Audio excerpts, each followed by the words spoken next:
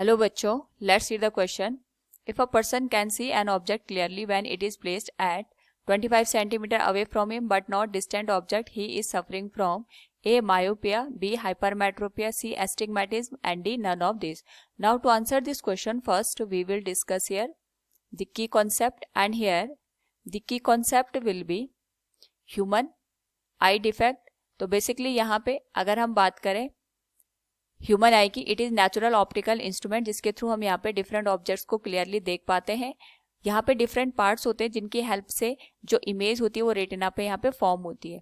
लेकिन यहाँ पे कभी कभी आई बॉल का साइज इंक्रीज या डिक्रीज हो जाता है, या फिर जो कन्वर्जिंग पावर होती है आई लेंस की वो कम या ज़्यादा हो जाती है, जिसकी वजह से जो इमेज है वो रेटिना पे अच्छे से फॉर्म नहीं हो पाती है.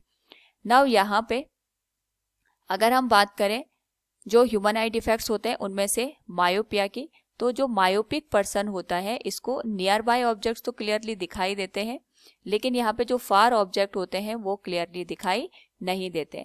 ना इसका जो रीज़न होता है, अगर मैं ये मान के चलूँ कि ये हमारे पास यहाँ पे आई लेंस आ गया, इसमें जो भी लाइट रेज आएंगी वो बहुत दूर से आएंगी, सो हम यहाँ पे इनको पैरेलल कंसिडर कर लेते हैं. ये सिलियरी मसल्स हो गई, तो या तो यहाँ पे जो आई लेंस है इसकी जो कन्वर्जिंग पावर होगी ये यहाँ पे बढ़ जाएगी, और अगर यहाँ पे इसकी कन्वर्जिंग पावर बढ़ जाती है तो जो भी लाइट रेज होती हैं वो रेटिना से पहले जाने से पहले ही यहाँ पे कन्वर्ज हो जाती है.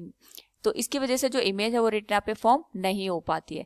दूसरा ये भी हो सकता है कि हमारे पास जो आई बॉल है इसका जो साइज है यहाँ पे ये इंक्रीज हो जाए. तो दोनों ही केस में जो पर्सन होता है ये मायोपिया से सफर करता है, और इसकी वजह से जो इमेज है वो रेटिना पे ना बन के उससे पहले ही बनती है. Now according to the question हमसे यही पूछा गया है, a person can see an object clearly when it is placed at 25 centimetre.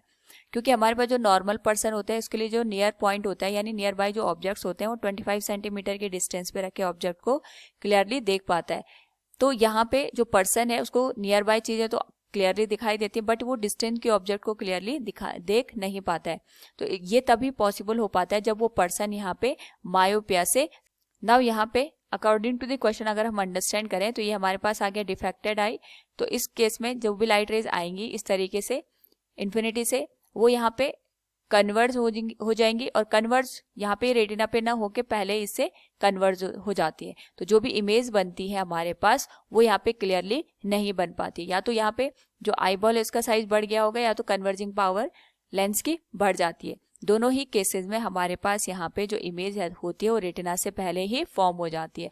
और इस केस में जो ऑब्जेक्ट होता है अगर हमने उसको बहुत दूर रखा है यानी जो फार ऑब्जेक्ट्स होते हैं वो क्लियरली दिखाई नहीं देते. ना अगर हम बात करें इनको करेक्ट करने के लिए, तो इनको करेक्ट करने के लिए यहाँ पे कॉनकेव लेंस का यूज किया जाता है. कॉनकेव लेंस की हेल्प से जो लाइट रेज आती है उनको पहले डाइवर्ट किया जाता है, और उसके बाद यहाँ पे जो आई लेंस होता है ये इनको कन्वर्ट करके रेटिना पे इमेज फॉर्म कर देता है. So from the given question we can say here, if a person can see object clearly when it is placed at 25 centimeter away from him but not distant object, he is suffering from myopia. Option A will be the correct answer. Hope all you understood it. Thank you and best of luck.